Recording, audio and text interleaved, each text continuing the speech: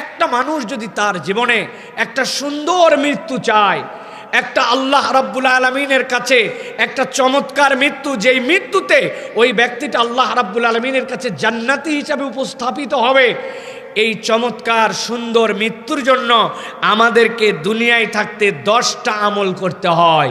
এই 10 আমল না থাকলে আল্লাহর কাছে সুন্দর মৃত্যুর নিশ্চয়তা পাওয়া যায় না। মরণ সকলেরই হয়, কিন্তু সব মরণ সুন্দর মরণ হয় না, ঠিক কি না?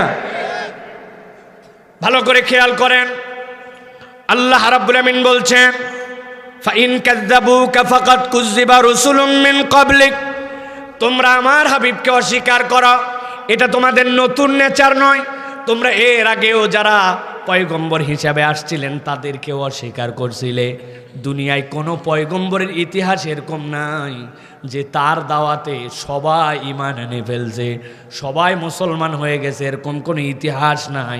কেউ না কেউ আল্লাহর পয়গম্বরদেরকে অস্বীকার করত। দুনিয়ার সর্বশ্রেষ্ঠ পয়গম্বর মুহাম্মাদুর রাসূলুল্লাহ সাল্লাল্লাহু আলাইহি সাল্লামকে যেহেতু সবাই স্বীকার করে নাই, তাহলে বাকি পয়গম্বরদের সবাইকে যে স্বীকার করবে না, এটাই বাস্তবতা। আল্লাহ বলছেন, তবে জেনে রাখো, এই যে তোমরা অস্বীকার করেছো এটা এরকম নয় যে তোমাদের অস্বীকারটার কারণ তোমাদের কাছে প্রমাণ ছিল না। আল্লাহ বলছেন, না না, মিন ক্বাবলিকা জাউ বিল বাইয়িনাত ওয়াজ যুবুরি ওয়াল কিতাবিল মুনীর।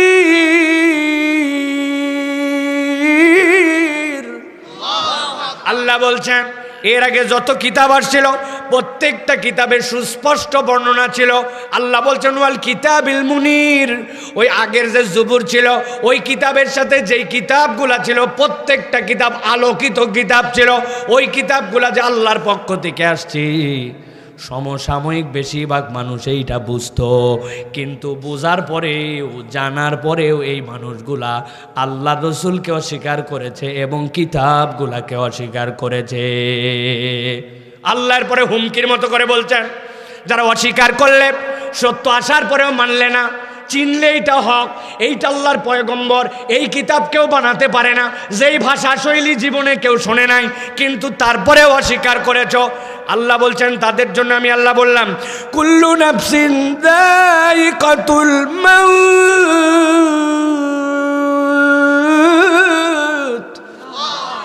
আল্লাহ বলছেন তুমি আল্লাহকে স্বীকার করো আর আল্লাহকে অস্বীকার করো, আল্লাহকে মানো আর চাই না মানো।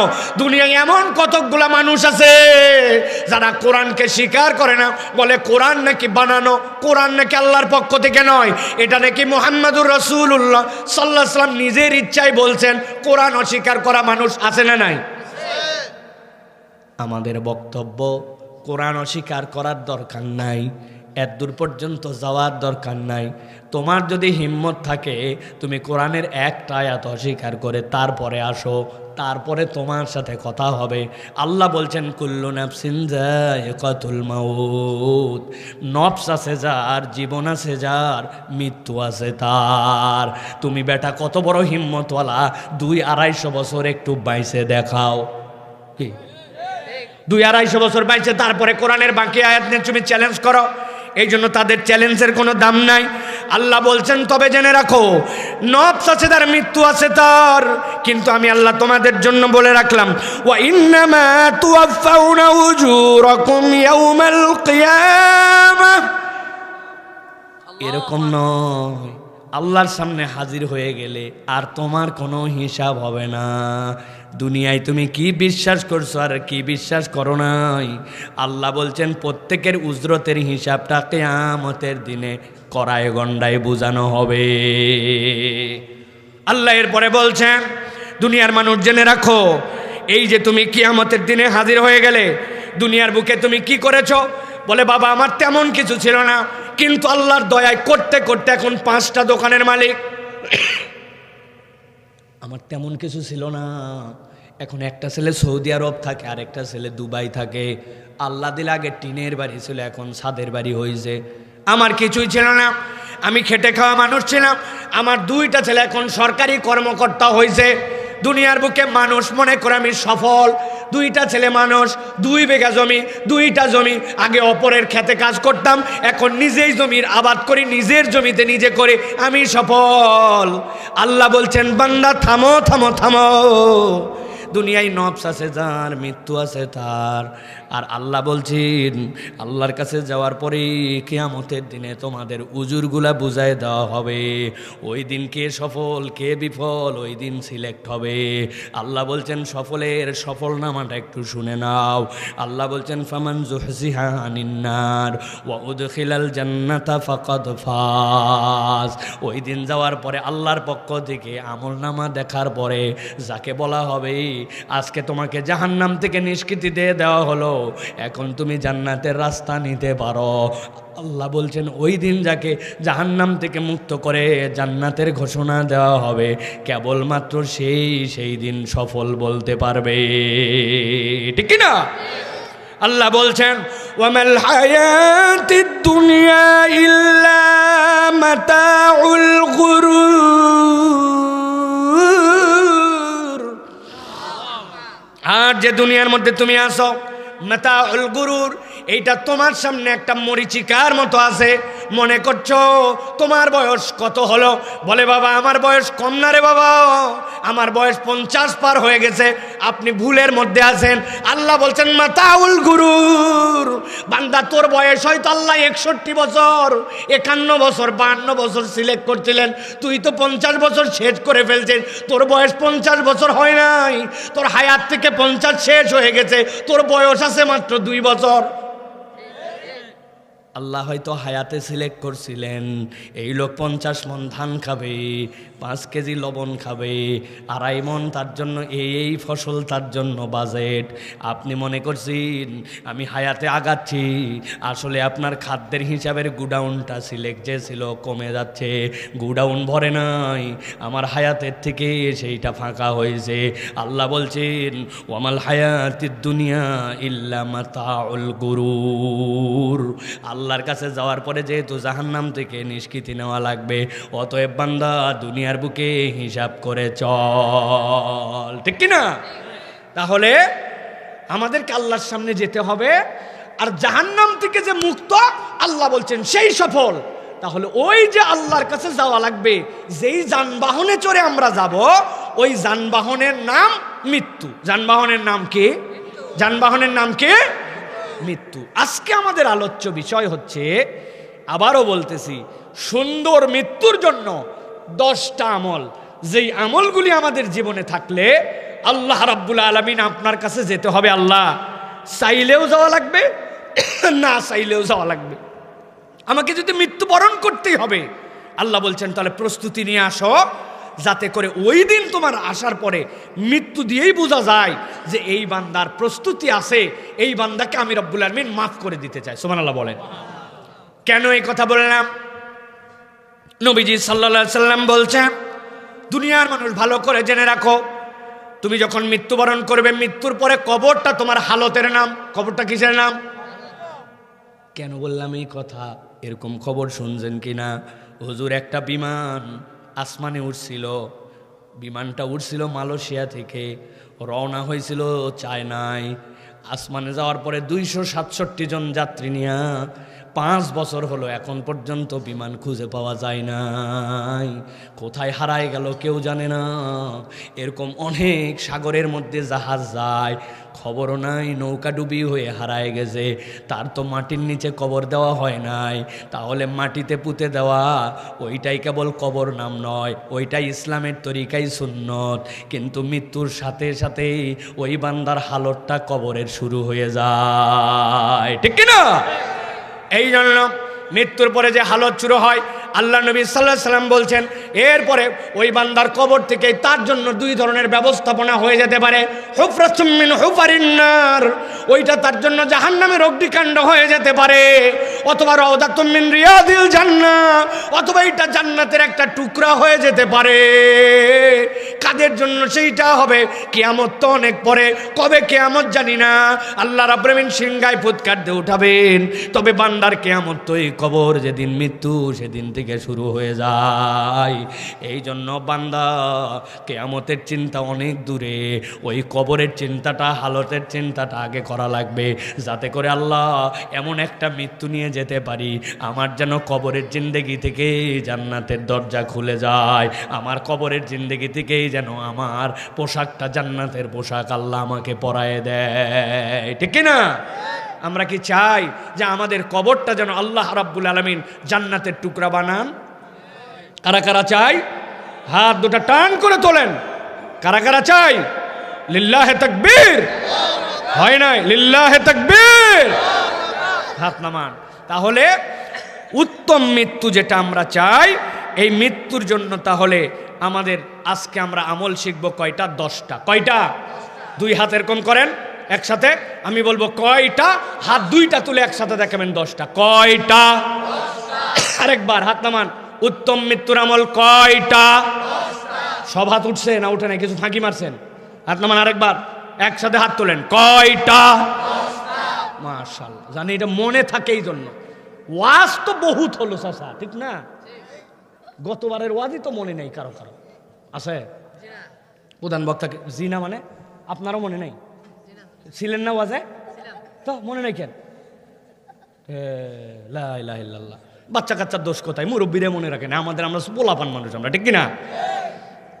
কিন্তু এই বছর আর সে সুযোগ, এইবার ইনশাআল্লাহ আমরা টু দ্য পয়েন্ট মনে রাখবো এবং আমল করার জন্য চেষ্টা করব। যারা যারা মারা যাবেন তারা কেবলই আমল করবেন, আর যারা মারা যাবেন না আপনাদের ওয়াজ শেষ, আপনারা চলে যান। কারা কারা মারা যাবেন না হাত তোলেন। কেউ নাই, এক চাচা আছে খালি একটা, আমাদের ভুল করে উঠাইছে চাচা।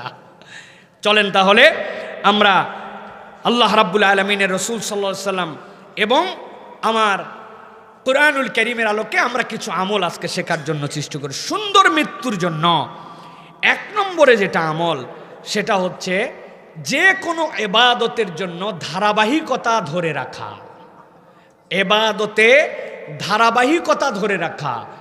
আজকে করলাম, কালকে বাদ দিলাম, তারপরের দিন করলাম, তারপরের দিন ছেড়ে দিলাম, এরকম নয়। ইবাদতের মধ্যে ধারাবাহিকতা ধরে রাখা, এটা হচ্ছে বান্দার উত্তম মৃত্যুর একটা আমল। সুবহানাল্লাহ বলেন। নবীজি সাল্লাল্লাহু আলাইহি সাল্লাম বলছেন, আহাব্বুল আমালি ইলাল্লাহি আদওয়ামুহা ওয়া ইন কাল্লা।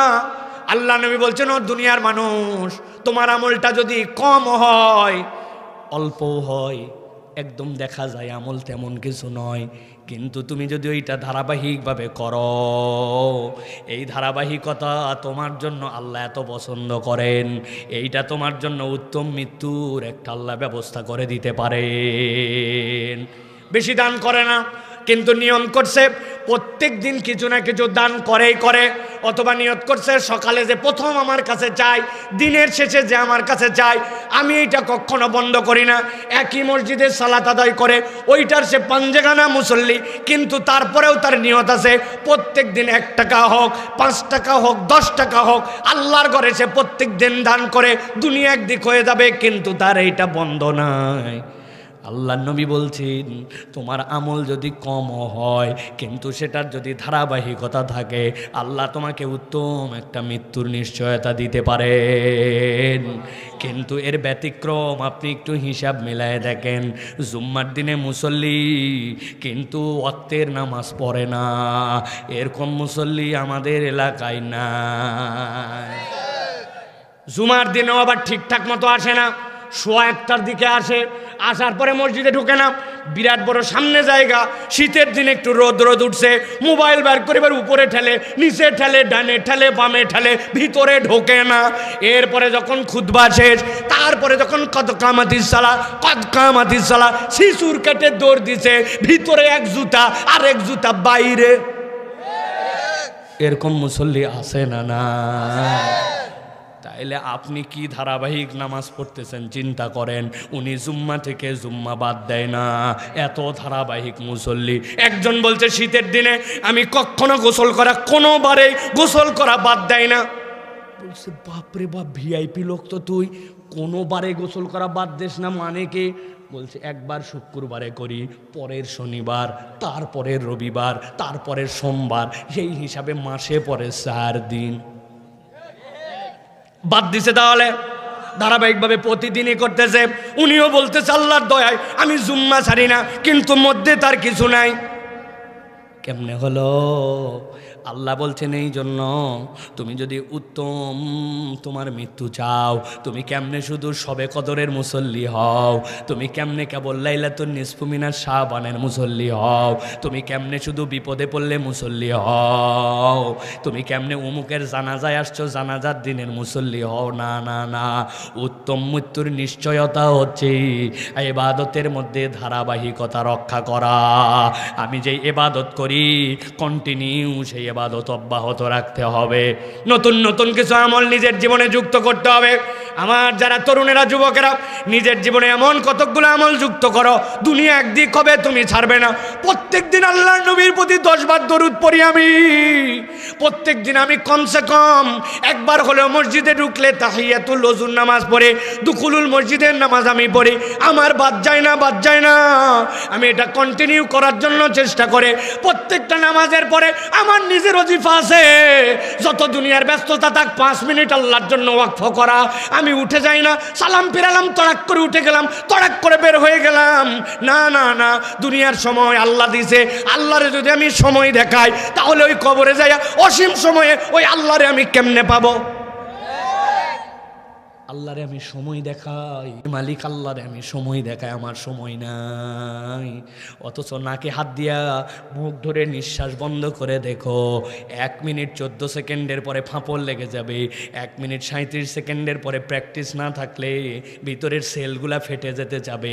2 মিনিট 57 সেকেন্ড পার হয়ে গেলে তোমার খবর খারাপ। সেই আল্লাহর দেওয়ার সময়, ওই আল্লাহরের সময় দিয়া 5 মিনিট আল্লাহর জন্য ওজিফা করে না। তরুণরা তো করে না, মুরব্বীরা পর্যন্ত এইগুলা আমলের আশেপাশে নাই। চায়ের দোকানে সময় পার করে দেয়, আড্ডায় পার করে দেয়, মোবাইলে ইউটিউব দেখে, বাড়ির মধ্যে খবর, ওই টিভির রিমোট চাপতে চাপতে টিভির রিমোটকে পোষা বানায় ফেলছে। তারপরেও তার একটু নতুন করে হুঁশ হয় নাই। প্রত্যেক দিন 1 পাতা কোরআন শরীফ পড়ে না, প্রত্যেক দিন একটুখানি ওজিফা করে না। ও ভাইরা, কবরের জীবনে যদি যেতে হয় তাহলে আমাদেরকে উত্তম মৃত্যুর জন্য ইবাদতে ধারাবাহিকতা আনা লাগবে। রাজি? রাজি? একটা আমল বলে দিয়ে যায়। আল্লাহ নবী সাল্লাল্লাহু আলাইহি সাল্লাম দোয়া করেছেন, আল্লাহুম্মা বারিক লানা ফি রজব ওয়া শাবান ওয়া বাল্লিগনা রমাদান। আল্লাহ তুমি আমাদের রজবে বরকত দাও, শাবানে বরকত দাও, আমাদেরকে রব্বুল আমিন তুমি রমজানে পৌঁছায় দাও। আজকের হিসাব করলে 14 তারিখ পার হয়ে গেছে, 15 তারিখ, সেই হিসাবে আর মাত্র 45 দিন আপনার আমার সামনে রমাদানের আছে। মুরব্বীরা যারা, তরুণরা যারা নিয়ত করো, আল্লাহ নবীর আমল ছিল এই 2 মাসে বেশি বেশি রোজা রাখা। আমি অত বেশি রাখতে না পারলেও সোমবারে একটা রোজা রাখবো, বৃহস্পতিবারে একটা রোজা রাখবো, আর আগামী মাসের আইয়ামে বীজের 13, 14, 15 রোজা রাখবো। এই সোম থেকে রোজা শুরু হবে, বৃহস্পতি থেকে রোজা শুরু হবে। অত বেশি আমার সাহারি খাওয়া লাগবে না। 2টা খেজুর, একটু পানি খাইলাম, একটা সিদ্ধ ডিম খাইলাম, 1 গ্লাস একটু দুধ খাইলাম, একটুখানি অ্যালার্ম দিয়ে রাখলাম। ফজরের ওয়াক্ত শেষ হওয়ার আগে গুগলের থেকে সার্চ করে দেখে নিলাম আজকের সাহারির শেষ সময় কখন। এই রকম করে আমরা যদি এই রোজাগুলা রাখতে পারি অন্তত পক্ষে, তাহলে আল্লাহর কাছে বলতে পারবো, আল্লাহ তোমার নবীর যে আমল ছিল ওই আমলে আমার জিন্দেগিতে সোম আর বৃহস্পতি রোজাগুলা রেখেছি। পারা যাবে? পারা যাবে? তাহলে 1 নম্বর যে ইবাদতের মধ্যে ধারাবাহিকতা ধরে রাখা। যেটাই করব ধারাবাহিকভাবে, কখনো করলাম কখনো বাদ দিলাম এরকম না, ধারাবাহিকতা আপনার রাখতে হবে। 100 বার করে তাসবিহ পড়ছেন, ওটা আজকে পড়লাম, আরেকদিন ওটা ব্যস্ততায় বাদ দিলাম না। আপনার ইবাদত ওজিফাগুলা ধারাবাহিক থাকবে। এটা আপনি সিজনাল মুসল্লি না, সিজনাল আমলদার না, সিজনাল টুপিওয়ালা না, সিজনওয়ালা না। ওই যে নেতাদের মতো ভোট আসলেই চরিত্র চেঞ্জ হয়ে যায়, ঠিক না? এক নামাজ নাকি 2-3 মসজিদে পড়ে অনেক সময় বাধ্য হয়ে। এরকম নয়, আমাদেরকে আল্লাহর জন্য ইবাদতে ধারাবাহিক হতে হবে। 1 নম্বর গেল। 2 নম্বরে, কেউ যদি তার জীবনে উত্তম মৃত্যু চায়, 2 নম্বর তার আমল হচ্ছে যখনই তার পাপ হবে তখনই সে তওবা করবে। পাপ হইছে, তওবার জন্য অপেক্ষা করবে না। আল্লাহ কোরআনে বলছেন এই যে তওবা, এইটা হচ্ছে একটা হালতের নাম। তওবা হচ্ছে বান্দার জীবনে একটা হালত। হালত মানে কি বোঝেন? হালত হচ্ছে একটা বর্ণনা। আপনার ঘুমের মধ্যে আপনার মুখের মধ্যে একটা মশা বসছে, আপনাকে বলা লাগে না, অটোমেটিক আপনার হাত মুখে চলে আসে, ঠিক কি না? কখনো কি এরকম হয়েছে নাকি যে মুখে বসা বসছে আর আপনি পেটের মধ্যে বাড়ি দিয়েছেন? তার মানে কি আপনার এখানে মশা বসলে আপনার এই পর্যন্ত হাত আসবে, এইটা হচ্ছে আপনার একটা হালতের নাম, এইটা আপনার একটা অবস্থার নাম, যেইটা আপনার প্র্যাকটিস করতে করতে করতে করতে এরকম হয়ে গেছে। আল্লাহ বলছেন বান্দা গুনাহ তো তোর হবেই, কিন্তু বান্দা উত্তম মৃত্যু যদি তুই জীবনে পেতে যাস তাহলে তোর জন্য আমল হচ্ছে তওবা হবে তোর হালত। যখনই তোর ভুল হবে তখনই তুই আল্লাহর কাছে তওবা করে ফেরত আসবি। আল্লাহ কোরআনুল কারীমের মধ্যে বলছেন নবী আপনি বলে দেন কি বলবেন? আমার উম্মতের জন্য, আমার বান্দার জন্য, আপনার উম্মতের জন্য আমি আল্লাহ ঘোষণা দিচ্ছি। আল্লাহ জানাচ্ছেন কুল হিয়া ইবাদিয়াল্লাযীনা আসরাফু আলা আনফুসিহিম লা তাকনাতু মির রাহমাতিল্লাহ। আল্লাহ বলছেন ও আমার বান্দারা, যারা তোরা নিজের নফসের প্রতি জুলুম করে ফেলছিস, তোর নফস তো স্বীকার করে আসছিল আল্লাহ ছাড়া কোনো রব নাই, কিন্তু দুনিয়ায় আসার পরে ওই রবকে মানিস নাই, ভুল তুই করে ফেলছিস, কিন্তু ঘাবড়ায় যাস না। আল্লাহ বলছেন লা তাকনাতু মির রাহমাতিল্লাহ, তুই তোর রবের রহমত থেকে কখনো হতাশ হবি না। ইন্নাল্লাহা ইয়াগফিরুয যুনুবা জামিআ, বান্দা তোর যত গুনাহ সবগুলা যিনি ক্ষমা করতে পারেন তিনিই তোর রব, তিনি আল্লাহ। আল্লাহ বলছেন ইন্নাহু ওয়াল গফুরুর রহিম, তোর রবের অনেক কঠিন কঠিন নাম আছে, কিন্তু তিনি গফুর, কিন্তু তিনি রহিম, এইটাই হচ্ছে তার মূল নাম। এই জন্য আল্লাহ বলছেন বান্দা আমি তো ক্ষমা করার জন্য রেডি, কিন্তু তুই তো ক্ষমা নিতে রেডি না, ঠিক না? আল্লাহ বলতেছেন নবী আপনার উম্মতকে আপনি জানায় রাখেন সূরা জুমারের মধ্যে হালতটা কেমন হবে তওবার একটু ফিলিংসটা বোঝার চেষ্টা করেন। আমি অনেক জায়গায় বলেছি, আপনাদের কাছে আরেকবার বলি, তওবা মানেটা কি এইটা কি বুঝি নাকি আমরা? তওবা মানে কি ভালো করে বোঝেন। আল্লাহ কোরআনে নিজেই বলতেছেন তুবু ইলাল্লাহি তাওবাতান নাসুহা, ও বান্দারা আল্লাহর কাছে তওবা করো। নাসুহা তওবা, কেমন তওবা? নাসুহা তওবা। নাসুহা তওবা মানে কি? আমাদের মুফাসসিররা ব্যাখ্যা করছেন এই নাসুহা শব্দটা দুইটা ধাতু থেকে, হয় নাসাহাতুন অথবা নাসহাতুন, নুন সাদ হাতা নাসহাতুন। যদি এইটা নাসাহাতুন থেকে আসে তখন এর মানে হয় কি জানো নাকি? এর মানে হয় দুইটা, বোঝানোর জন্য বলছি।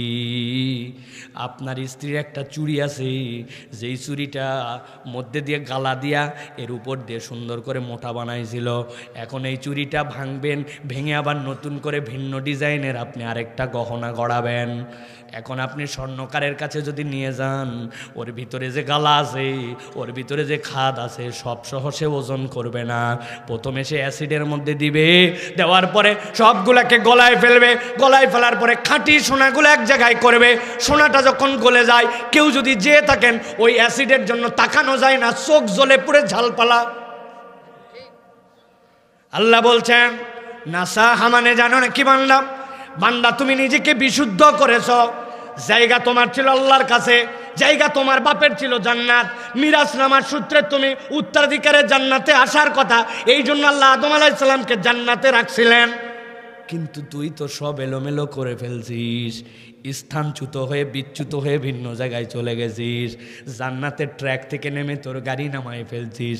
নাসাহাতুন মানে ফেরে আসা, যেই জায়গায় ছিলি তুই জান্নাতের রাস্তায় আবার তুই ফেরত আয়। আল্লাহ বলছেন তুবু ইলাল্লাহি তাওবাতান নাসুহা, মানে বান্দা তুই আল্লাহর কাছে ফেরত আয়। আর যদি এটা নাসাহাতুন থেকে আসে তার মানে কি হবে, কুমিল্লার লোকের বোঝা সহজ। আপনার এলাকায় কারো যদি নাতি হয়, কারো যদি পোতা হয়, পুতি হয়, তাহলে দাদা দাদি, নানা নানি, তাদের কিছু প্রস্তুতি আছে না নাই? বিশেষ করে নানিদের একটা প্রস্তুতি আছে। আপনাদের এলাকায় আছে কিনা? আমাদের এলাকায় আছে। ওই মেয়ের জন্য, ওই নাতির জন্য নানিরা কাঁথা সেলাই করে। কাঁথা বানায়নি? কি দিয়ে কাঁথা বানায়? ওই মহিলার পুরাতন শাড়ি, আপনার পুরাতন লুঙ্গি, বাড়ির পুরাতন চাদর, কথা বলেন, চাদর নিচে নিয়ে ফরফর করে টান দিছে, পায়ের দিকের মোটা যেইগুলা সেইগুলা ফালাই দেওয়া লাগবে। লুঙ্গির যে সেলাই, ওই সেলাই কাঁথার মধ্যে গেলে সেলাই করা যাবে না, টান দিয়ে হাত দিয়ে পরপর করে এগুলা ফালাই দেয়, ঠিক কিনা? বুঝানোর জন্য বলছি। তার মানে এটা কত দুর্বল, হাত দিয়ে টেনে টেনে চিরে ফেলা যায়। কিন্তু কাঁথা বানায় কেমনে? প্রথমে সুন্দর দেখে ফুলওয়ালা যে শাড়িটা দিছে, এরপরে মধ্যে দিছে পুরাতন পচা চাদর, তার উপরে দিছে আপনার আরেক দিকে লুঙ্গি, এরপরে দেওয়ার পরে বড় বড় ফোঁড় দিয়ে দিয়ে প্রথমে সেলাই করে আটকায় নিছে। এইটা আটকানো হওয়ার পরে সোনামুখী সুই দিয়া এরপরে চিকন ফোঁড় তুলে তুলে তুলে তুলে সুন্দর করে ওইটা ভরাট করে কাঁথা সেলাই করে। যেই লুঙ্গি, যেই শাড়ির পার ছেঁড়ার জন্য পরপর করে ছিঁড়ছিল, এখন তিনটা যখন এক পল্লা হয়ে চিকন চিকন সুতা দিছে, এখন 6 মাস মোতার পরে হাগার পরেও ওই কাঁথা ছেঁড়ার সাধ্য নাই। কথা বললেন না যে? আমার আল্লাহ বলছেন তুবু ইলাল্লাহি তাওবাতান নাসুহা। ও বান্দা, নাসহা মানে কি জানো নাকি? তোর সম্পর্ক আল্লাহর সাথে ভেঙে গেছে। বান্দা, ভাঙা সম্পর্ক জোড়া লাগা। তোর রব তোকে ছেড়ে দেয় নাই। তোর রব বলছে, তোর রব তোর জন্য দয়াদ্র, সব গুনাহ তিনি ক্ষমা করতে পারে।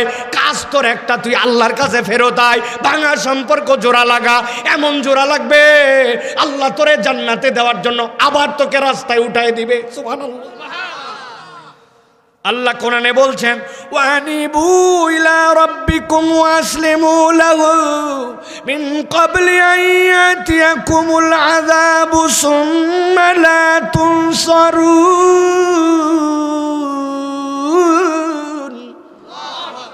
আল্লাহ বলছেন, ও আমার বান্দা, ওয়ানিবু, তুমি আল্লাহর সাথে জোড়া লাগাও, ইনাবাওয়ালা অন্তর বানাও, আল্লাহরে ছেড়ে দিও না। গুনাহ হয়ে গেছে, ভুল হয়ে গেছে, কিন্তু ওইটার উপরে যেন তোমার হুমকি ধামকি তাকব্বরি না হয়। নামাজ পড়ো না কেন? রাখ তোর নামাজ, যখন পড়া লাগে তখন পড়বো, এইটাও বলা। আরেকটা বলা, নামাজ আমার পড়াই উচিত কিন্তু পারি না, দোয়া করেন আমি যেন নামাজ পড়তে পারি। দুইটা বলার মধ্যে পার্থক্য আছে না নাই? আল্লাহ বলছেন ইনাবা হচ্ছে ওইটা, বান্দা গুনাহ করতেই পারে, ভুল হতেই পারে, কিন্তু আল্লাহর সাথে তার একটা সম্পর্ক আছে। আল্লাহ বলছেন ও আনিবো, ফেরতায় বান্দা, ফেরতায় ইলা রাব্বিকুম, তোর রবের কাছে, ওয়াসলিমু লাহু, আর কারো কাছে সমর্পণ করিস না তোকে, তুই আল্লাহর কাছে নিজেকে সমর্পণ করে দে। তবে সময় আছে একটা, এরপরে কিন্তু আর সেইটা গ্রহণ করা হবে না।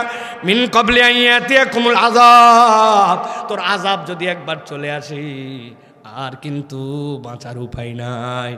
আযাব মানে কি? মুফাসসিররা ব্যাখ্যা করছেন, মৃত্যুর ফেরেশতা দেখার পরে যদি একবার গড়গড়ি শুরু হয়ে যায় আর কোনো তওবা কবুল করা হবে না, হয়তো বিবেক দিয়ে সুস্থ থাকতে আল্লাহর কাছে তুমি ফেরত আসো, ঠিক কি না? কতদিন দাড়ি কাটবেন বলেন?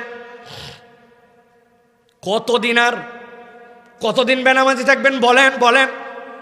আর কতদিন মুখ থাকবে মিথ্যা কথা বলবো বলেন? কতদিন? যদি গ্যারেন্টি থাকে যে নিশ্চিত মৃত্যুর আগে তওবা করতেই পারবো আর মৃত্যুটা অমুক সময়, তাহলে ভিন্ন কথা।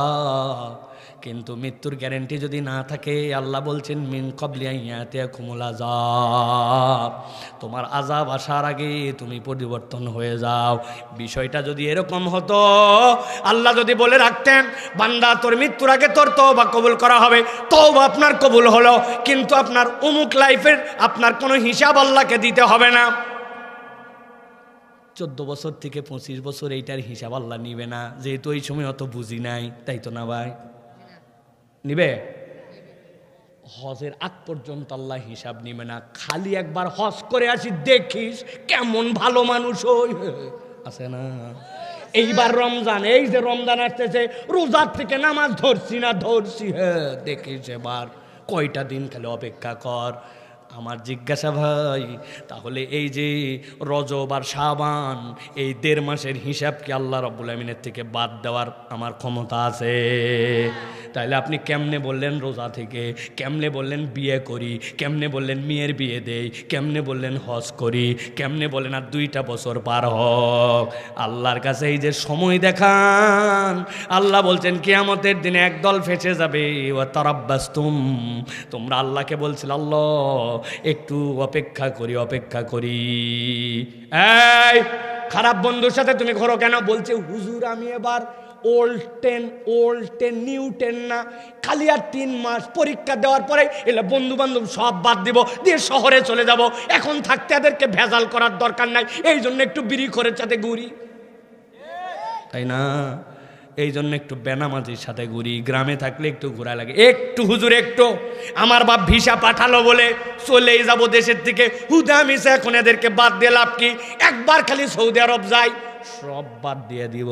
আল্লাহর কাছে যে বলতে পারবেন তো আল্লাহ আমার ইন্টারমিডিয়েট, আমার ওই সৌদি আরব আর যাওয়ার আগ পর্যন্ত যে সময়, ওই সময়টুকু আল্লাহ তুমি কাউন্ট করো না, হিসাবের মধ্যে নিও না, বলা যাবে তো?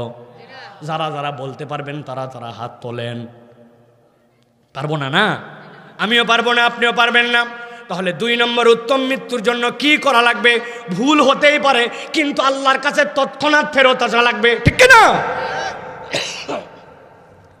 এইটা গেল 2 নম্বর, সংক্ষেপ করি। হুজুর চলে আসছে, চলেন এবার 3 নম্বরে। আল্লাহ রাব্বুল আলামিন আপনার আমার জন্য শিখাচ্ছেন উত্তম মৃত্যু যদি পেতে চাই তাহলে এই বান্দা কিছু প্রকাশ্য আমল থাকবে, আবার কিছু গোপন আমলও করা লাগবে। সব আমল দুনিয়াতে প্রকাশ করে দেওয়া যাবে না।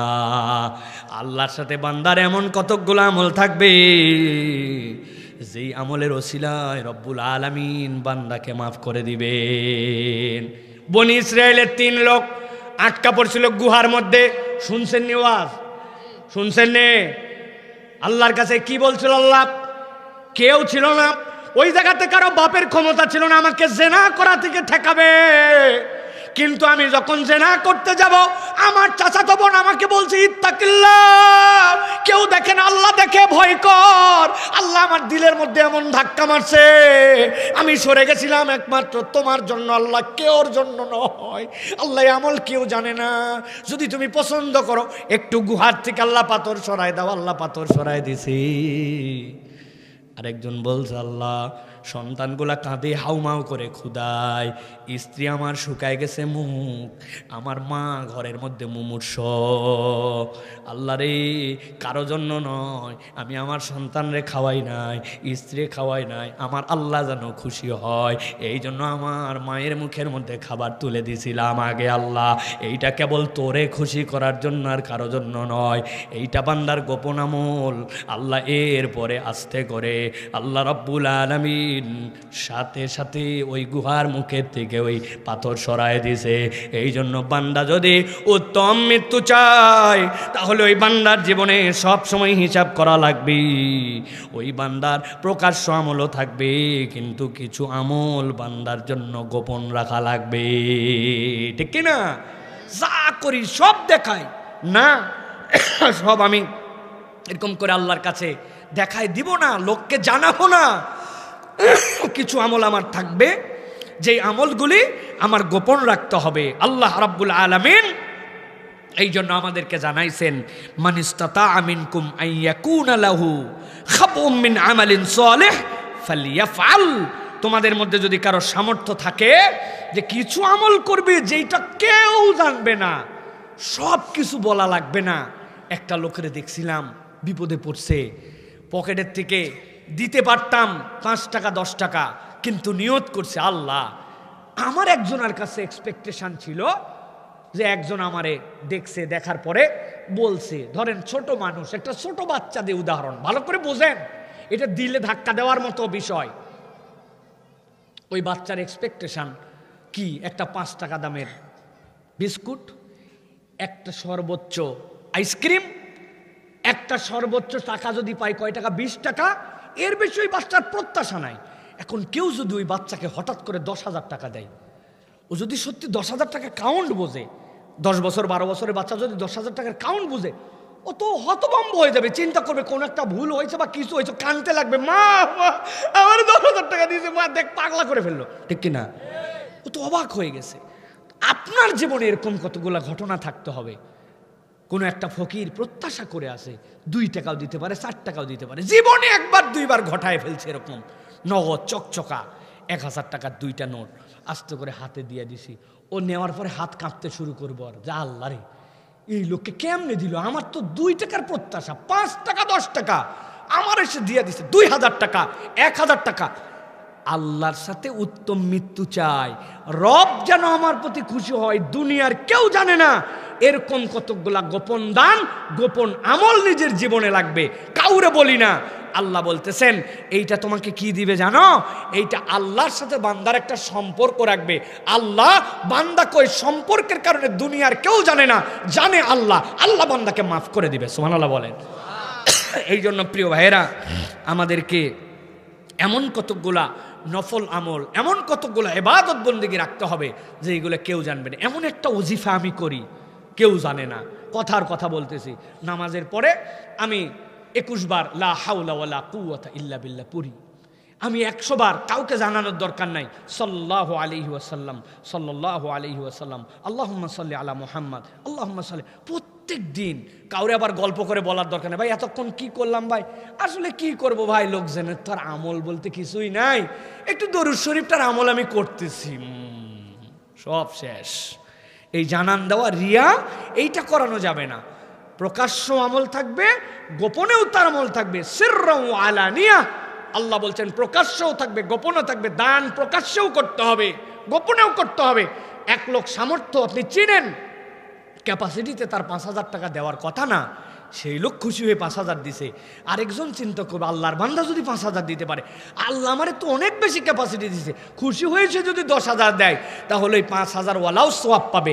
এইভাবে প্রকাশ্যে করা যায়, কিন্তু লোক দেখানি না করে কিছু আমল থাকবে গোপনে। এটা উত্তম মৃত্যুর জন্য 3 নম্বর আমল। মনে থাকবে তো ইনশাল্লাহ?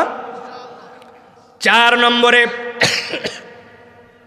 কেউ যদি আল্লাহ রাব্বুল আলামিনের কাছে উত্তম মৃত্যু পেতে চায়, তাহলে তাকে আল্লাহর কাছে দোয়া করতে হবে, রব্বুল আলামিন আমাকে তুমি উত্তম একটা মৃত্যু নসিব করো। আল্লাহ বান্দার থেকে যতগুলা নিয়ামত দিয়েছেন, এই নিয়ামতের একটা অন্যতম নিয়ামত রব্বুল আলামিন কোরআনে যেই দোয়াগুলা দিয়েছেন, ওই দোয়ার 2টা চ্যাপ্টার আছে। একটা হচ্ছে রব্বানা, আরেকটা হচ্ছে রব্বি। রব্বানা মানে কি? রব্বানা মানেও আমাদের রব, ভালো করে বোঝেন, দিলটা একদম উজাড় করে দিয়ে বোঝার চেষ্টা করেন। আর রব্বি মানে হচ্ছে ও আমার আল্লাহ। এখন বলেন তো ভাই, আমাদের রবকে সবাইকে বলতে হবে জানি, কিন্তু তারপরেও আল্লাহকে খুশি করার জন্য, আমাদের রবকে, আমার রবকে, আপনার রবকে। রব্বানা মানে আমাদের রব, রব্বি মানে আমার রব। আপনি বুঝেন নাই, আপনি অনুভব করেন নাই যে উত্তম মৃত্যু আর আল্লাহর কাছে আপনি কি বলতেছেন। আমি অনেক জায়গায় বোঝানোর জন্য বলি, আপনাদের কাছেও বলি। ধরেন কোনো একটা মন্ত্রী, সে একটা পিএস নেবে, পিএস পার্সোনাল সেক্রেটারি, অ্যানাউন্সমেন্ট করছে পেপারের মধ্যে বিজ্ঞাপন, ওইটা দেখে তার বড় বোন, ওই মন্ত্রীর বড় বোন তারে ফোন দিছে, এই ভাই আপা বলো। এই সময় ফোন দিলে বলে, তোর ভাগিনা জানালো তুই নাকি পিএস নিবি। বলে হ্যাঁ হ্যাঁ, কে বললো তোমারে? বলে বললো মানে পেপারে নাকি বিজ্ঞাপন দিয়েছিস, তুই জানিস না? তোর ভাগিনা মাস্টার্স কমপ্লিট করছে, ব্রিলিয়ান্ট ছাত্র, অথচ তোর ভাগিনাকে বাদ দিয়ে কারে, দূরের কারে পিএস নিবি, পিএস তোরে শেষ করবে, তোর ভাগিনারে নিলেই তো হয়। সাথে সাথে বলতেছে, আপারে যদিও ভাগিনা, কিন্তু এইটার একটা সরকারি প্রোটোকল আছে, সিস্টেম আছে, আমি তো জানি আমার ভাগনা হলে তাকে নেওয়া যাবে। টেনশন করো না বোন, আবেদন করতে বলো, বাকিটা আমি দেখতেছি। বড় বোনকে আপন ভাগিনার ব্যাপারে যদি বলে দেখতেছি, বলেন তো এই চাকরি হওয়ার সম্ভাবনা আছে না নাই? চাকরির আবেদন করবে, এমন সময় ও মামার অফিসে একদিন গেছে, যাওয়ার পরে বলছে, মামা আবেদন কি কি সিস্টেমে, যে কি কি দাপ্তরিক ভাষায় লেখা লাগে, এইটার ইংরেজি তো আমি অত বুঝি না, আপনি তো বোঝেন, একটু দয়া করে বলেন তো আপনি, আমি একটুখানি ড্রাফটটা লিখে নেই। মামা মন্ত্রী, মামা লিখতেছে টু দ্য মিনিস্টার, মামা বলতেছে আর ভাগনা লিখতেছে, বলতেছে কে?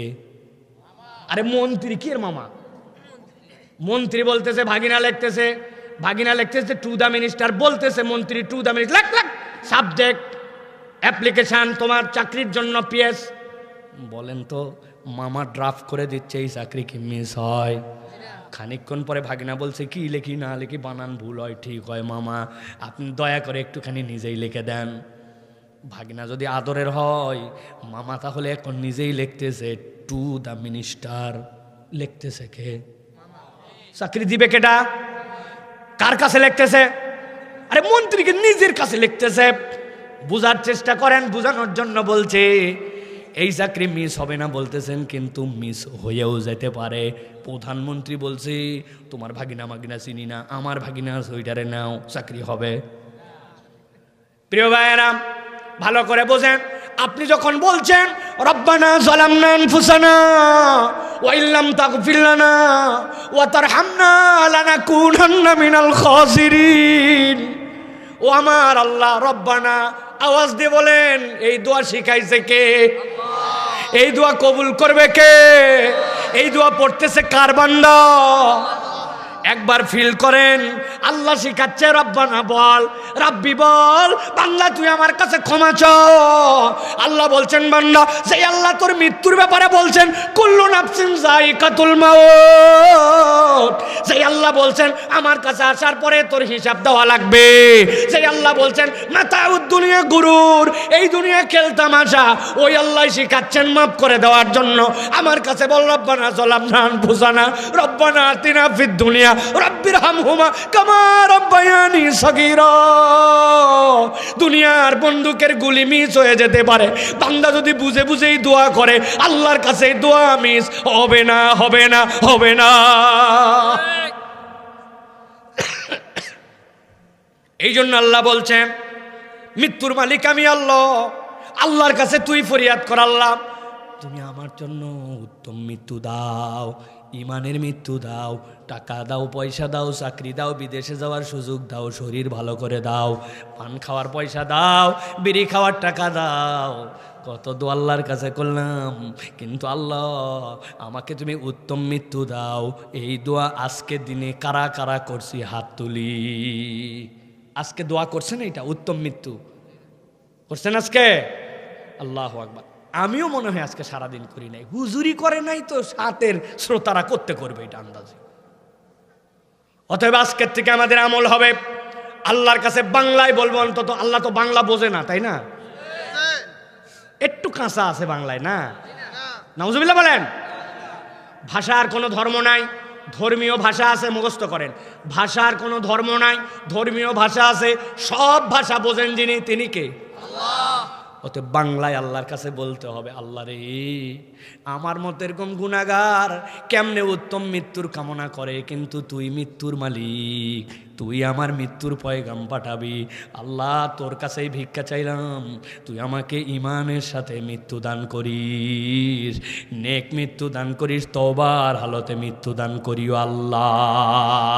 এই দোয়া যখন বান্দা করে আল্লাহ বান্দার দোয়া ফেরত দেন না। দোয়ার তিনটা হালত, তৎক্ষণাৎ কবুল হয়, পরে কবুল হয়, অথবা পরকালে বদলা পাওয়া যায়। আমি তৎক্ষণাৎ মৃত্যু আমার হচ্ছে না, কিন্তু আল্লাহ তুমি আমাকে পরের হালতটা দিও। এখন দোয়া করে রাখছি, মৃত্যুর সময় দোয়াটা তুমি কবুল করে নিও। সুবহানাল্লাহ। বিরক্ত হচ্ছেন ভাই আপনারা? তাহলে উত্তম মৃত্যুর জন্য 4 নম্বর আমল, আল্লাহর কাছে উত্তম মৃত্যুর জন্য দোয়া করা লাগবে। মনে আছে তো? প্রথমটা কি বলেন? মাশাআল্লাহ, আমলে ধারাবাহিকতা, মনে আছে তো? 2 নম্বরটা কি বলেন? তওবা, জোরে বলেন। 3 নম্বরটা কি বলেন? হ্যাঁ, প্রকাশ্য এবং গোপন দান। 4 নম্বরটা হচ্ছে আল্লাহর কাছে উত্তম মৃত্যুর দোয়া। মনে থাকবেন ইনশাআল্লাহ। আল্লাহ রাব্বুল আমিন বলছেন এরপরে 5 নম্বরে কেউ যদি আল্লাহ রাব্বুল আলামিনের কাছে উত্তম মৃত্যু চায়, তাহলে 5 নম্বরে তার আমল হবে দিনের উপরে অটল এবং অবিচল থাকা। দিনের উপর অটল অবিচল না থাকলে, মাজা বেঁধে না থাকলে, ফসকা গিরাতে থাকলে মৃত্যুর সময় শয়তান ধোকায় ফেলে খেল খতম করে দিতে পারে। এই জন্য আল্লাহ কোরআনে বলছেন, উদখুলু ফিস সিলমি কাফা ওয়া লা তামুতুন্না ইল্লা ওয়া আনতুম মুসলিমুন। আল্লাহ বলছেন তোমরা কখনো মৃত্যুবরণ করো না মুসলমান না হয়ে। আল্লাহ বলছেন মরোই না, তোমরা খবরদার মৃত্যুবরণ করো না, তবে মরো মুসলমান হয়ে। এর আগে আল্লাহ বলছেন উদখুলু ফিস সিলমি কাফা, ইসলামের মধ্যে তুমি পূর্ণ ঢুকে যাও। তোমার ইচ্ছা মতো ইসলাম পালন করো না, জুম্মার দিনে আসি ওয়াক্তের দিনে নাই, এরকম মুসলমান যেন তুমি না হও। আল্লাহ এই জন্য বলছেন তোমার দুনিয়া তোমার আখিরাত ওই দিকে তাকাবে, আল্লাহর সামনে আমাকে যাওয়ার জন্য মৃত্যুর মাধ্যম দিয়ে যেতে হবে, অতএব আমাকে ইসলামের মধ্যে পূর্ণ ঢুকতে হবে। এত বড় দাড়ি রাখে, 5 ওয়াক্ত নামাজ পড়ে, আবার সুদের টাকা দিয়ে কারবার করে, এরকম লোক এলাকায় নাই? কারা কারা?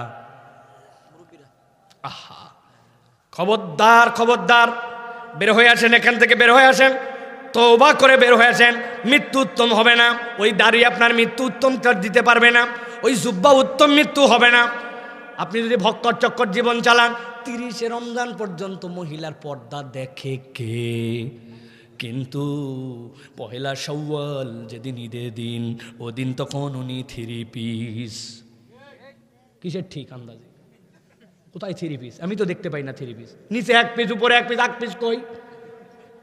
ওটা মালার মতো পেঁচাইয়া পিছন দিয়ে নামাই দিছে, দিয়ে নাম দিছে ওটার নাম ওড়না। আছে না নাই? কাদের বাড়িতে আছে? এত জোরে যা আছে বললেন, মহিলাদেরকে আলাদা বাড়ি, ও তো আপনার বাড়িতে আছে। আছে বলার আগে হুঁশ করে আছে বলেন। এমনি বোরকা পরে মার্কেট করে, শ্বশুর বাড়িতে বাপের বাড়ি বোরকা পরে যায়। একটা বিয়ের খালি দাওয়াত হয়েছে আর কমিউনিটি সেন্টারে যাওয়ার সুযোগ হয়েছে, উপরে সুনকাম করে এরপরে বাড়ায় উনি নায়িকা চলে গেছে। আবার ঠিক বলে, কার বাড়ির থেকে যায়? আমাদের বাড়ির থেকেই যায়। তাহলে উদখুলু ফিস সিলমি কাফা হলো না।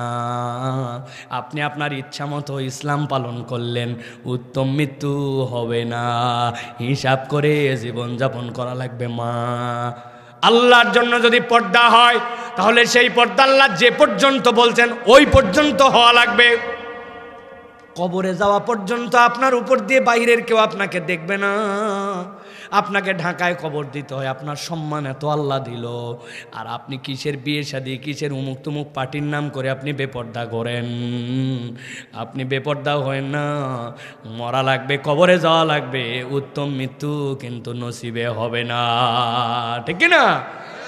এই জন্য প্রিয় ভাইরা, ইসলামের মধ্যে পূর্ণ ঢুকতে হবে। এটা হলো 5 নম্বর। সংক্ষেপ করি এবার 6 নম্বরে, বিখ্যাত একটা জিনিস, এইটা আমাদের দিলের মধ্যে ঢুকাতে হবে, এটা আসার জায়গা। উত্তম মৃত্যু যদি চাই, আল্লাহর ব্যাপারে উত্তম ধারণা করা লাগবে। আল্লাহর ব্যাপারে উত্তম ধারণা মানে কি? শয়তান আপনার মধ্যে ঢুকাবে, তুই যে গুনাহ করছিস পাবলিক জানে না, আল্লাহ তো জানে, তোর কোনো মাপ পাওয়ার সুযোগই নাই। শয়তান বুঝাইছে আপনাকে, আরে ফজরই পড়ি নাই, জোহর আসর মাগরিব পরে কি হবে? আছে না? পুরা সপ্তাহ বাদ দিলাম হুজুরের কথায়, যদি আবার বুধবার থেকে নামাজ ধরি কি লাভ? শয়তান ওরে বুঝ দিছে, তোর জন্য ক্ষমা নাই, তোর জন্য মাপ নাই, তোর আর বাঁচার কায়দা নাই। অর্ধেক জীবনী শয়তানি করছিস, এখন 3 দিনের জন্য হুজুর হচ্ছিস।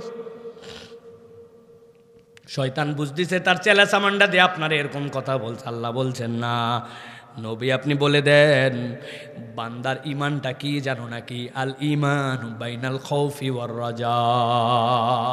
হযরত ওমর ফারুক রাদিয়াল্লাহু তাআলা বলছেন, দুনিয়ার মানুষ কিয়ামতের ময়দানে যখন আল্লাহ বিচার করতে শুরু করবেন, বিচার করার পরে রব্বুল আলামিন সবাইরে মাফ করে দিয়েছেন, খালি একজনে ঠেকাইছে নাই, দাঁড়াও আমার ভয় হয় আমি ওমর যেন ওই একজন না হই। আমি আমার আল্লাহর সামনে কেমনে দাঁড়াবো? আমি তো নবীর জন্য না বুঝে তলোয়ার নিয়ে প্রথম হত্যা করার জন্য রওনা হয়ে গেছিলাম। আমার আল্লাহ যদি আমারে ধরে, একজনে ঠেকাইছে, আমি এত ভয় করি। আবার ওমর বলছেন আমি আমার আল্লাহর কেমন আশা করি জানো? আল্লাহ সবাইরে ঠেকায় দিচ্ছেন, একজনকে বলছেন যাও তোমার মা। আমি আমার আল্লাহর দয়ার প্রতি এত ভরসা করি, চাইলে আমার আল্লাহ ওই একজনের মধ্যে আমি ওমরকে রাখতে পারে। সুবহানাল্লাহ। আল্লাহর প্রতি আশাও লাগবে, ভরসাও লাগবে, হুদা হুদা আশাবাদী আল্লাহর প্রতি, বদমাইশের বদমাইশ, কিন্তু আশা করে আছে যদি আল্লাহ মাফ করে দেয়। এই জন্য চিন্তা করছে গুনার কাজ তো একটা করতেছি, বিড়ি খাইয়া বিসমিল্লাহ বলে বিড়িটা অন্তত খাই নাকি না? নাউজুবিল্লাহ বলবেন না? কত বড় বদমাইশ, ডান পা দিয়ে সিনেমা হলে ঢুকতেছে, ব্যাপারটা এরকম নাকি? শুভ মহরত ঠাস করে বাড়ি দিচ্ছে, ওর মধ্যে লেখা আছে বিসমিল্লাহির রহমানির রহিম। সিনেমা বানাচ্ছে, উমুক উমুক নায়ক নায়িকা, তারা শুভ মহরত করছে বিসমিল্লাহ বলে, তৎক্ষণাৎ ইমান চলে যাবে। ইমান কোনো তুচ্ছ তাচ্ছিল্যের বিষয় নয়। মদ খালে ইমান যায় না, কিন্তু মদ যদি আপনি হালাল মনে করে খান আর বিসমিল্লাহ বলে খান, আপনার ইমান চলে যাবে, ঠিক না? এই জন্য প্রিয় ভাইয়েরা, খবরদার, আল্লাহর থেকে নিরাশাবাদী হওয়া যাবে না, আল্লাহর প্রতি আশাবাদী হতে হবে, আল্লাহর প্রতি আপনাকে ভরসাকারী হতে হবে। তবে আপনার ইমানের সাথে ওই ভরসাটা করতে হবে আল্লাহর প্রতি। আল্লাহ তুমি আমার প্রতি দয়া করবে, আমি তোমার কাছে ফেরত আসবো। আল্লাহ হাদিসে কুদসির মধ্যে নবীকে বলছেন, নবী বলে দেন আনা ইনদা জন্নি আব্দি বি ওয়া আনা মাহু ইযা যাকারানি। আমার বান্দা আমাকে যেমন ধারণা করে তেমনই পাবে, আর আমার বান্দা যখনই আমাকে স্মরণ করে আমি তখনই বান্দার সাথে। সুবহানাল্লাহ বলবেন না? আরে এর থেকে বড় আশার কথা কিছু নাই। আল্লাহর প্রতি আপনার ঈমান থাকতে হবে। আল্লাহ, শয়তানের খপ্পরে পরে গুনাহ করছি, আল্লাহ ভুল আমার আছে আল্লাহ, কিন্তু আল্লাহ তুমি তো আমার জাহান্নামে নেওয়ার জন্য সৃষ্টি করনি, আমি নিজে নিজেই গাফেল হয়েছি, শয়তানের গাফেল করছি, কিন্তু তোমার রহমতের দিকে আমি তাকাই আছি। আল্লাহ ফেরত আসলাম তোমার কাছে, ও ওয়াদা করলাম আর ভুল করব না। আল্লাহ আমার বিশ্বাস তুমি আমাকে মাফ করে দিবে, তুমি আমার জান্নাত দিবে, তুমি আমার উত্তম মৃত্যু দিবে। আল্লাহ বলছেন এই ধারণা যে করে আল্লাহকে সে উত্তম হিসাবে পাই যাবে। সুবহানাল্লাহ। এটা হর জায়গায় আমরা অনেক সময় না মনে হয় আল্লাহ আমার ছেলেকে দিবে না, মনে হয় আল্লাহ আমাকে দিবে না, আমি গুনাহগার, আমি কেমনে পাই, এরকম বলে না আমরা? কখনো নয়। আল্লাহর ব্যাপারে পজিটিভ ধারণা রাখতে হবে, আল্লাহ আমারই দিবে, আমিই পাবো ইনশাল্লাহ, আমি পারবো না কেন? না এখন আর সেই যুগ নাই, এই যুগে কেমনে মানুষ ভালো হয় না, আমি ভালো হব ইনশাল্লাহ। আমার যত গুনাহ থাক, 100টা নারী হত্যার গুনাহ আমার নাই। আমার যত গুনাহ থাক, আমি র্যান্ডম মদখোর আমি নই। আমি যত গুনাহ থাক, আমি রসুলের বিপক্ষে যুদ্ধ করি নাই। আমার যত গুনাহ থাক, আমি তো শিরিক করি নাই, ডাইরেক্ট কখনো কোনো প্রতিমার কাছে মাথা হালাই নাই। আল্লাহ, সাহাবায়ে কেরাম প্রতিমার কাছে ছিল, তাকে ফিরাইছো। 100টা হত্যাকারী, তাকে মাফ করে দিছো। নবীর বিপক্ষে তলোয়ার ধরছে, তাকে মাফ করে দিছো। হযরত আব্বাস তার কলিজা খেয়ে ফেলছে, ঈমান আনার পরে তাকে জান্নাতি বানাইছো। আমারে দিবে না কেন আল্লাহ? আমার ভুল আছে স্বীকার করলাম, কিন্তু আল্লাহ আমারে দিবেই। এই বিশ্বাস করলে আল্লাহ বান্দাকে ওই হালতে পেয়ে যাবে। সুবহানাল্লাহ বলেন। হাদি ছেলেটার কথা মনে নাই আপনাদের? আহারে কি ছেলে, কি ইমানের স্পিড তার! চিন্তা করেন, বলে দিয়ে গেছে যে কিচ্ছু চাই না, শুধু আমি যদি মরে যাই, আমার মরার পরে আমার বিচারটা মৃত্যুর অন্তত করেন, কারণ আমি মৃত্যুর জন্য রেডি আছি, আল্লাহর জন্য জীবন দেওয়ার জন্য আমি রেডি আছি। এটা খামখেয়ালি কথা নয়, আল্লাহর প্রতি এই অগাধ আস্থার জন্য আল্লাহর বান্দাকে আল্লাহ এমন কবুল করা করছেন, 1000 বছর বেঁচে অনেকের নাম মনে নাই, অথচ 1 বছর হলে চিনে নাই। তার জন্য মানুষের চোখের পানির অভাব নাই, ঠিক না? তোমার চোখের সামনে নজির তরুণ, তোমার চোখের সামনে আজকে প্রমাণ। হাদি মারা যাওয়ার 21 দিন হয়ে গেল, আজ পর্যন্ত তার মৃত্যু নিয়ে ধোঁয়াশা, বিভিন্ন ধরনের কথা দাবি করে যাচ্ছে একদল, শুনে যাচ্ছে একদল। কেন? এটা যদি জাতীয় ইস্যু হয়, এই জানাজায় যদি রাষ্ট্রের প্রধান আসে, সকল দল আসে, তাহলে প্রত্যেক দিন একটা টাইম করা থাকবে, অমুক টাইমে প্রেস ব্রিফিং হবে বিকাল 3টায়, অমুক দিন অমুক উপদেষ্টা, অমুক দিন পুলিশের সিআইডি, অমুক দিন ডিআইজি, অমুকে আজকে পর্যন্ত 24 ঘন্টায় কি আপডেট হয়েছে জাতিকে আমরা জানালাম। তাহলেই তো কেউ আপনাদের জন্য বিচারের দাবি করে না। উনারা একজন বলে পালায় গেছে, একজন বলে দেশে আছে, একজন বলে পুশ করে দিবে, একজন বলে বাইর করে দিছে, একজন বলে কমিশনারের কথাই শুনছে, আরেকজন বলে দুবাই চলে গেছে। এই সকল ফালতামুই করে এই ছেলের সাথে মূলত যেটা করা হচ্ছে, মানুষকে বিভিন্ন বিভ্রান্ত করে তার লক্ষ্য, তার আদর্শ এইগুলা থেকে দূরে সরানোর জন্য এটা দ্বিতীয় চক্রান্ত, ঠিক কি না? কিন্তু আমরা দ্ব্যর্থহীন কণ্ঠে বলে দিতে চাই, যাকে আল্লাহ কবুল করে নেয়, আসমানে কবুল হয়ে যায়, তার ওই পছন্দের তালিকা আল্লাহ ফেরেশতার কাছে প্রথমে জিব্রাইলের কাছে পাঠান। ওই জিব্রাইল সকল ফেরেশতাকে জানান, সকল ফেরেশতার পরে মানুষের দিলের মধ্যে ঢুকায় দেয়। যেটা আল্লাহ পছন্দ করে মানুষের দিলে ফেরেশতার মাধ্যমে ঢুকান। দুনিয়ার কোনো ষড়যন্ত্র সেখান থেকে মানুষকে সরাতে পারবে না, ঠিক কি না? এই জন্য এই হাদি আমাদের জন্য একটা অনুপ্রেরণা, আমাদের জন্য একটা তামান্না। তরুণ যুবকেরা, বয়স কত ভাই? 32। তুমি একটু মিলাও তো, 32 হতে তোমার কয়দিন বাকি? আর যাদের 32 পার হয়ে গেছে একটু বিয়োগ দেন তো, 32-এর পর কতদিন বাঁচলেন? কি জীবন নিয়ে বাঁচলাম? যে দেশের জন্য, সমাজের জন্য। সবাই জাতীয় পর্যায়ে সব করবে এরকম না, কিন্তু তোমার লোকালি কন্ট্রিবিউশন কি, তোমার ফ্যামিলিতে কন্ট্রিবিউশন কি, তোমার মসজিদে কন্ট্রিবিউশন কি, তোমার এলাকায় কন্ট্রিবিউশন কি, 5টা ছোট বাচ্চার জন্য তোমার কন্ট্রিবিউশন কি, 5টা ছোট শিশুর জন্য কন্ট্রিবিউশন কি? কি হিসাব মিলান, হিসাব মিলান। খালি আমি হাদি হব বললে হবে না, আদর্শ নিয়ে এটাকে আপনাকে উপস্থাপন করতে হবে। ইসলামকে দিলের মধ্যে গাঁথতে হবে, আল্লাহ আল্লাহ রসুলকে গ্রহণ করতে হবে এবং দেশকে ভালোবাসতে হবে। এটা সমন্বয় হলে আল্লাহ কবুল করবে ইনশাআল্লাহ। আমরা কি চাই হাদির সুষ্ঠু বিচার হোক? চাই আমরা, চাই আমরা। যতদিন এই বিচার হবে না, বাংলার প্রত্যেকটা তরুণকে এই আওয়াজকে জারি রাখতে হবে। রাজি আছে ইনশাআল্লাহ? আপনাদের বাচ্চাদের নাম হাদি রাখেন, নাতির নাম হাদি রাখেন, এক প্রজন্মকে হাদি বানায় ফেলেন। বাচ্চার আকিকা না হলে নতুন করে চেঞ্জ করেন, দিয়ে নাম রাখেন, হাদি রাখেন নাম আপনার সন্তানের, যাতে মানুষ জানে ওই যে যত সাদ্দাম, এটা কোন সময় 90 উপসাগরের যুদ্ধের কারণে সব সাদ্দাম দেশে, ঠিক কিনা? দেখলে বোঝা যায় বয়স কত। এক প্রজন্ম যেন মনে রাখতে পারে যে 2025 সালে আমার ভাই হাদি হারাইছিল, 2050 সালে ওই বাচ্চা থাকবে, 2075 সালে ওই বাচ্চা থাকবে। ওই বাচ্চা বলবে, জানাই যে যাবেন এই হাদি, এই তার বক্তব্য, এই ছেলে এই কারণে, তার কবর এই জায়গায়, তোর নাম এই জন্য হাদি রাখা হয়েছে। আগামীতে ইসলামকে সামনে তুলে ধরার জন্য তোকে হাদির মতো তামান্না নিয়ে বিপ্লবী হতে হবে, ঠিক না? পারবেন ইনশাআল্লাহ? আল্লাহ যেন আমাদেরকে কবুল করে। প্রিয় ভাইয়েরা, তাহলে আমরা কয়টা পয়েন্টে গেছি? 6টায় গেছি না ভাই? আল্লাহর ব্যাপারে উত্তম ধারণা, আর 4টা আছে।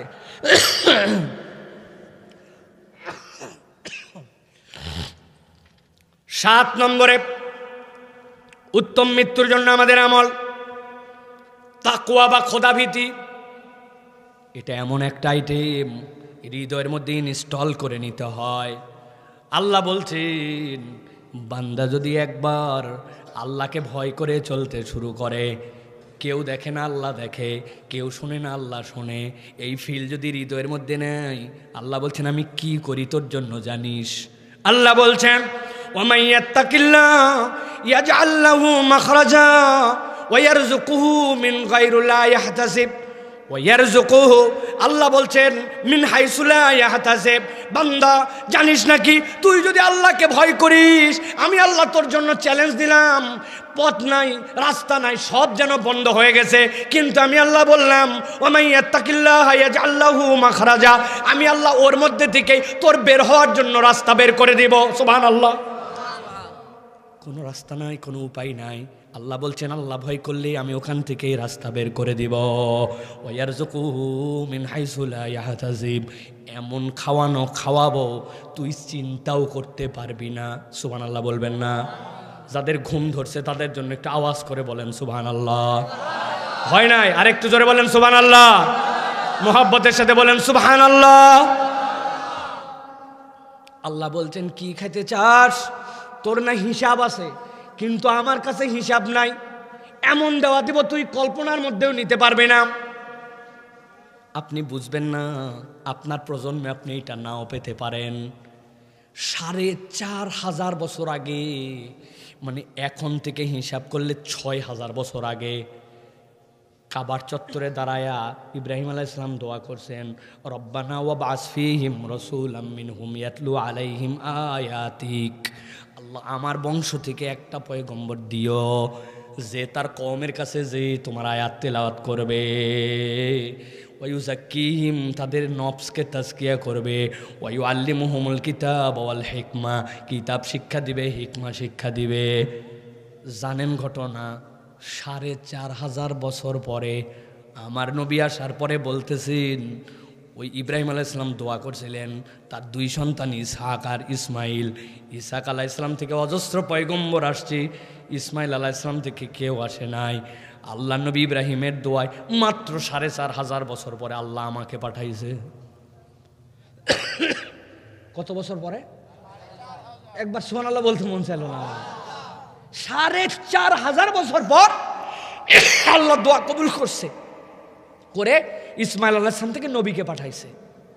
বলার উদ্দেশ্যকে, বলার উদ্দেশ্য আল্লাহর কাছে চাওয়ার মতো চেয়ে রেখে যেতে পারলে আল্লাহ কোন প্রজন্মে প্রস্ফুটিত করবে জানা নাই। আপনার নাতি হয় নাই, তার নাতি হয় নাই, আপনার বংশে আপনি শুয়ে থাকবেন, 50 প্রজন্ম পরে যে একজন এমন আলেম হয়েছে, আপনি দোয়া করছিলেন সিজদায় পরে পরে কেঁদে কেঁদে, আল্লাহ আমার বংশ থেকে কখনো যেন কেউ মুশরিক না হয়, আলেম বানাও, হাফেজ বানাও, ইমাম বুখারীর মতো বানাও, ইমাম নববীর মতো বানাও, ইমাম আজমের মতো বানাও। চিন্তা করছে আমার নাতি এক পাড়ায় মুখস্থ করতে পারে না, আবার আবেগে বলছি ইমাম নববীর মতো বানাও, ইমাম শাফির মতো বানাও। আপনি বুঝবেন না কোন প্রজন্মে আল্লাহ দোয়া কবুল করবে। আল্লাহ বলছে ওমাইয়াত্তাকিল্লাহ ইয়াজআল লাহু মাখরাজা, আল্লাহকে ভয় করে যদি আল্লাহর জন্য ডেডিকেটেড হয়, আল্লাহ রাস্তা বের করে দেয়। সুবহানাল্লাহ, কাউকে দেখানোর জন্য নয়। তাহলে ভয় করি আমি আল্লাহর জন্য। আমি মোবাইলে যখন একাকী দেখি, বাথরুমে যখন গুনাহ করি, হ্যাঁ, মোবাইলে যখন অন্যায় দেখি, আল্লাহ আর তো এটা করতে পারি না, আল্লাহ শয়তানের প্ররোচনায় পড়ে করছে, আল্লাহ আর না, আমি আল্লাহ তুমি দেখো। এই যে ফিলিংস, এটা তাকওয়া, এটা উত্তম মৃত্যু এনে দিবে আপনাকে। 8 নম্বরে, প্রত্যেক দিন বান্দা হালতটা তার ইহতিসাব, এবং তার একটা ইহতিসাবের হালত থাকবে। এশার নামাজের পরে অথবা আপনার যখন সুবিধা হয়, সারাদিন কি করলাম, শুয়ে শুয়ে হলেও একদম চুপচাপ, ভকর ভকর ভকর ভকর সবসময় বেশি ভালো নয়, মুখ বন্ধ করে 10 মিনিট আল্লাহর জন্য ডেডিকেটেড হয়ে গেছে। আল্লাহ আজকে সকাল থেকে কয়টা ভালো কাজ করছি তালিকা খুঁজে পাই না, গুনাহ কয়টা করছে, এত বড় দাড়িওয়ালা মানুষ মনে করছে এই লোক তো গুনাই করতে পারে না, ওর সামনে দেখ মহিলা চলে গেছে, অন্তরের মধ্যে এমন খারাপ কল্পনা আসছে, ওইটা কপাল এলাকা উঠলে ওই সাদা দাড়িওয়ালা মুরব্বীরে কেউ সালাম পর্যন্ত দিত না। খালি মুরব্বী বলছে এরকম নয়, আমাদেরও হয়। আল্লাহ এহতেসাব করছে, আল্লাহ এইটার থেকে আমাকে বাঁচতে হবে, এখান থেকে আমাকে বাঁচাও, এই ভালো কাজ আগামীকালকে করবে, এইগুলা করছে। আল্লাহ আজকে অমুকের উপর রাগ করছি, এতবার মুখ খারাপ করছে, ঠান্ডা মাথায় এহতেসাব করে করে বান্দা যদি যায়, আল্লাহ তাকে উত্তম মৃত্যুর ব্যবস্থা করবেন। সুবহানাল্লাহ বলেন। মৃত্যুর জন্য চিন্তা করা, আমরা মনে করি দীর্ঘ এক জীবন পাবো, আমার দাদা এত বছর বাঁচছে, তার আব্বা এত বছর বাঁচছে, এগুলো গল্প শোনায়। আরবদেরও টেন্ট ছিল, এইটা তাদের পিতাদের গল্প শোনানো। আল্লাহ এটাকে রহিত করে দিয়েছেন। এই মিনার ময়দান কায়েমই হয়েছিল, ওরা কেবলমাত্র বংশীয় গল্প করত, আমার দাদার বীরত্ব এটা, বাপের বীরত্ব এটা। আল্লাহ এটাকে রহিত করে দিয়েছেন, যে আল্লাহ বলছেন এই জায়গায় তোমরা আল্লাহর তাকবীর করো। ঠিক একই রকমভাবে আমার কে কি করছে না করছে এই গল্প বাদ দিয়া আমাদের মৃত্যু চিন্তাটা লাগবে।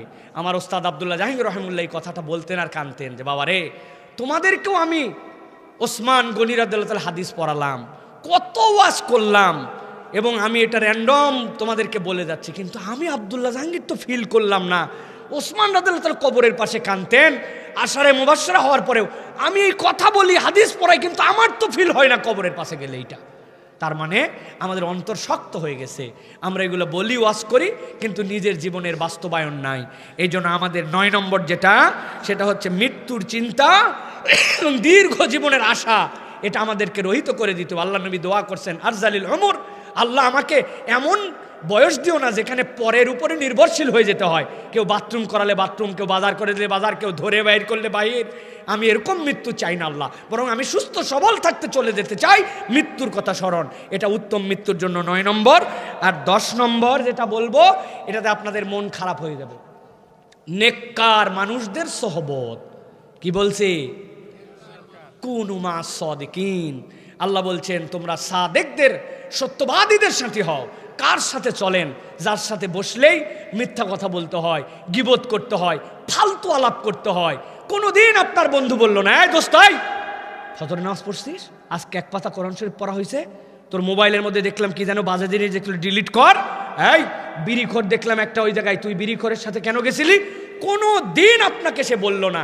দেখা হলেই বলে অমুক সিনেমা পাইছিস, তমুক নায়িকার লিঙ্কটা দেখছিস, এই গানের মধ্যে ড্যান্স আর মিউজিক শুনছিস, কলিজা পর্যন্ত ধাক্কা মারে। তুই তো ব্যাকডেটেডই থাকলে এখন পর্যন্ত, হিন্দি নিয়েই পড়ে আছিস। আমি এখন আসি সেই কি বলে ইংলিশ মিউজিক, ইংলিশ সিনেমা নিয়ে তুই কি মগার মতো সব বাজে জিনিস দেখিস। আপনারা রাত দিন উস্কায়, বাজে কথা বলে, বাজে লিঙ্ক দেয়, জীবনে দিনের পথে আপনাকে ডাকলো না। এই সহবতে থেকে আপনার কাজ হবে না। আল মারউ আলা দীনি খলিলিহি। আপনি কার সাথে করেন? আপনি মুরব্বী আবার হাসতেছে, মুরব্বী চিন্তা করছে, হো রে এগুলো সব যুবকদের উপর বলতেছে, কিন্তু আপনি যেটার সাথে আসরের পর চা খাইতে বসেন ওইটা আপনারা কি করে জানেন? আমি তো বহু জায়গায় বলছি হুজুর, গিবত কমিটির সেক্রেটারি ডানে, বামে সভাপতি, মধ্যে ক্যাশিয়ার। ডানেরটা বলছে জানিস উত্তরপাড়ার দুলাল বিদেশে গেছে, যেটা ওর বইয়ের খবর, এরে বাপ, ওর বইয়ের খবর চালু হয়ে গেছে, কি করলো না করলো সব কথাবার্তা বলে গিবত। বামেরটা বলছে তুই উত্তরপাড়ায় আছিস, আমাদের ইমাম সাহেবের 2টা দোষ বাইর করছিস, জানিস তুই ইমাম সাহেবের দোষ। উনি 2টা বয়ান করতেছে, মধ্যের জন কিছু বলে না, অনেকক্ষণ পর বলে এই তোরা চুপ কর, এগুলো কথা বলা উচিত না। তবে না বলেও পারি না, আল্লাহ মাফ করুক, কথা 2 জনেরটাই ঠিক। বোঝেননি না কি তরিকায় সে গিবত করে? প্রত্যেকে আলেম, ওলামা, হাফেজ, কারি, ইমাম, মুয়াজ্জিন, ছেলে মেয়ে, তরুণ, যুবক, মুরব্বী, সারাদিনের আমল বরবাদ করে দিয়ে চলে যাচ্ছে আমরা। উত্তম মৃত্যু হবে না। উত্তম মানুষের সাথে আপনার সম্পর্ক রাখতে হবে। আপনার ইমামের নাম্বার আপনার কাছে নাই, আপনার মুয়াজ্জিনের নাম্বার নাই, যে আপনার মৃত্যুর পরে মাইকে ঘোষণা দিবে, আপনি হের নাম্বারের খবর রাখেন না, ইমামের নাম্বার আপনি জানেন না। ভালো লোক আপনার যেগুলো অভাবগ্রস্ত, একটু দরিদ্র, এগুলোর মানুষ বলে মনে করেন না, আপনি হবে না। ভালো মানুষের সোহবত লাগবে। রাজি আছে ইনশাআল্লাহ?